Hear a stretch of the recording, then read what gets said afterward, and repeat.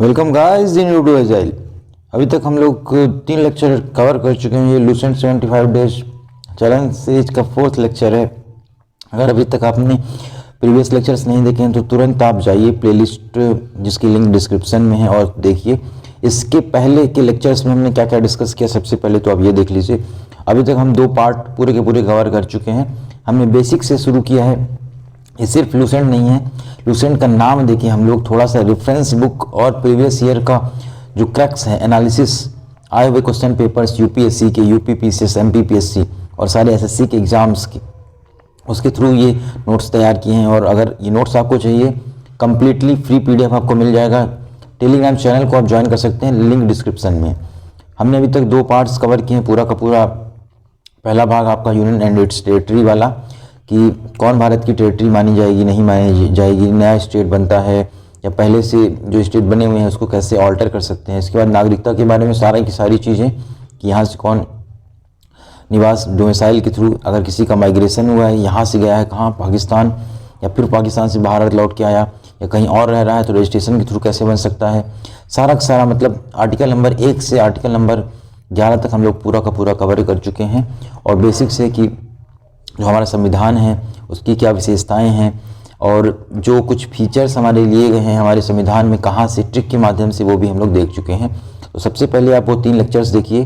तो फॉलो करना है सारे के सारे लेक्चर्स और याद करने का सिर्फ एक ही तरीका, जैसे कि हमने पहले भी डिस्कस कर चुके हैं कि ये जो लेक्चर है आपको 2 से 3 बार देखना है और एक जो आपका फॉरगेटिंग कर्व होता है उसके अकॉर्डिंग आपको देखना है।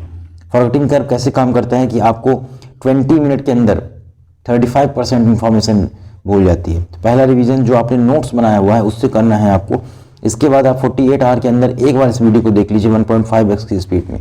क्योंकि क्या होता है जब आप किसी वीडियो को देखते हो तो आपका सुनने वाला सेंस, देखने वाला दोनों इन्वॉल्व होता है।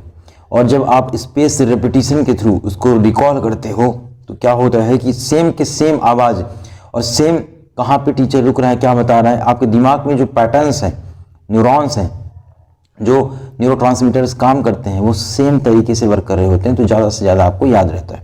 चलिए आज का लेक्चर शुरू करते हैं। तो आज के लेक्चर में हम लोग भाग 3 से डील करने जा रहे हैं।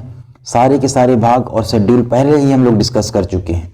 नहीं देखा है, बार बार बोल रहे हैं, मेहनत से बनाए जा रहे हैं वीडियोज़, आप जाके देख सकते हो, लिंक आपको डिस्क्रिप्शन में मिल जाएगी। चलिए देखिए, मौलिक अधिकार के बारे में डिस्कस करने जा रहे हैं हम लोग। भाग 3 आपका मौलिक अधिकार के बारे में बताता है। पहले कितने हुआ करते थे मौलिक अधिकार, अब कितने हैं, या मौलिक अधिकार की आवश्यकता क्यों है, ये समझना है आपको, किसके अगेंस्ट होते हैं। तो मौलिक अधिकार बहुत ही फंडामेंटल राइट्स इसीलिए इनको बोला जाता है क्योंकि किसी भी इंसान को या एक समाज को सस्टेन करने के लिए उसके पास अधिकार होना बहुत आवश्यक है। अदरवाइज आप दास होंगे और अगर आप दास हुए तो दूसरा या स्टेट जो भी है आपका मालिक होगा और फिर मालिक दास के साथ कैसा व्यवहार करता है ये आपको पता है। तो इस कारण से मौलिक अधिकारों का होना बहुत ज़्यादा जरूरी है। ये किसके अगेंस्ट होते हैं आपको ये समझना है। तो ये आपके स्टेट के अगेंस्ट होते हैं, मतलब राज्य के अगेंस्ट होते हैं। अगर राज्य आपके साथ कुछ भेदभाव कर रहा है तो वहाँ पे ये लागू होंगे। इंडिविजुअल राइट्स अलग होते हैं, वो भी आपको हम बताएंगे। आपको बस लेक्चर सीरीज फॉलो करती रहनी है। चलिए तो अभी आप देखिए कि आपके 6 तरीके के मौलिक अधिकार हैं अभी। तो पहला समानता का अधिकार 14 से 18 अनुच्छेद के बीच में होता है। स्वतंत्रता का अधिकार 19 से 22, शोषण के विरुद्ध अधिकार 23 और 24, धार्मिक स्वतंत्रता 25 से 28, शैक्षणिक और सांस्कृतिक अधिकार जो है आपको वो मिलेंगे 29 से 30 और 31 आपका संपत्ति का अधिकार पहले हुआ करता था, उसको हटा दिया गया है। किस संशोधन के द्वारा हटाया गया है, उस समय कौन सी सरकार थी, आपको कमेंट बॉक्स में बताना है। और लास्ट होता है संवैधानिक उपचार का अधिकार 32। थोड़ा सा इंग्लिश में भी अगर इसको हम लोग देखना चाहें, right to equality, right to freedom, right against exploitation, right to religion, culture and educational right and constitutional remedy, जिसके अंदर आपकी रेट्स आती हैं। तो ये 6 हैं, अभी पहले 7 हुआ करते थे, 1 हटा दिया गया है। किस संशोधन द्वारा हटाया गया है वो आपको बताना है कमेंट बॉक्स में। चलिए ये देखिए हटा दिया गया है संपत्ति का अधिकार। सबसे पहले देखिए आप कि अनुच्छेद 12 से आपका अनुच्छेद 35 तक डील करता है फंडामेंटल राइट से। सबसे पहले तो आपको ये समझना है। अच्छा 12 क्या बताता है, अनुच्छेद 12 आपका बताता है राज्य की परिभाषा। अब राज्य की परिभाषा जानना क्यों आवश्यक है, सबसे पहले तो आप ये समझिए, तो राज्य की परिभाषा जानना इसलिए आवश्यक है क्योंकि ये जो राइट्स हैं आपको राज्य के अगेंस्ट दिए जा रहे हैं। तो जो आपके साथ भेदभाव हुआ है क्या वो राज्य के द्वारा हुआ है या नहीं, इसलिए राज्य की परिभाषा को जानना बहुत ही आवश्यक है। वो बताता है आपका अनुच्छेद 12। अनुच्छेद 13 बताता है कानून की परिभाषा, क्योंकि अगर आपके साथ भेदभाव हुआ है तो आप कहाँ जाओगे, सुप्रीम कोर्ट, और वो कुछ कानून के द्वारा ही आपकी भेदभाव की जांच करेगा। तो कानून का जानना भी बहुत आवश्यक है। और इसके बारे में आपको याद रखना है कि जो आपका न्यायिक पुनरावलोकन होता है, न्यायिक पुनरावलोकन वो आपका अनुच्छेद 13 के अंतर्गत ही आता है। तो राज्य की परिभाषा और कानून की परिभाषा, न्यायिक पुनरावलोकन 13 आपका आ चुका है।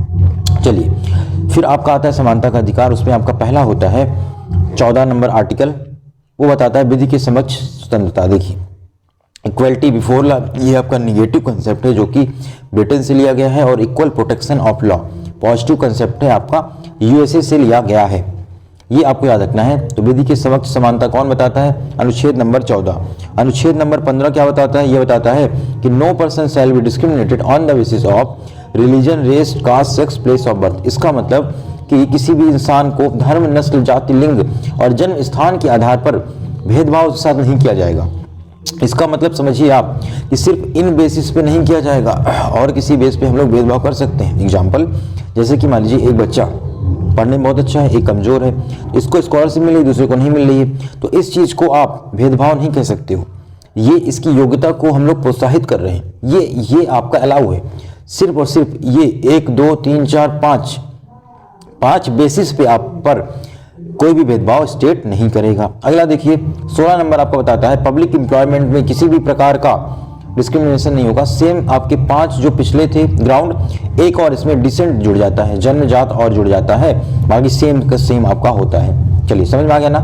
तो 15 बताता है कि religion, race, caste, sex, place of birth, और 16 एक और ग्राउंड जुड़ जाता है, डिसेंट मतलब कि जन्म स्थान। इस बेसिस पे लोक नियोजन में कोई भी भेदभाव नहीं होगा, अनुच्छेद नंबर 16 आपका बताता है।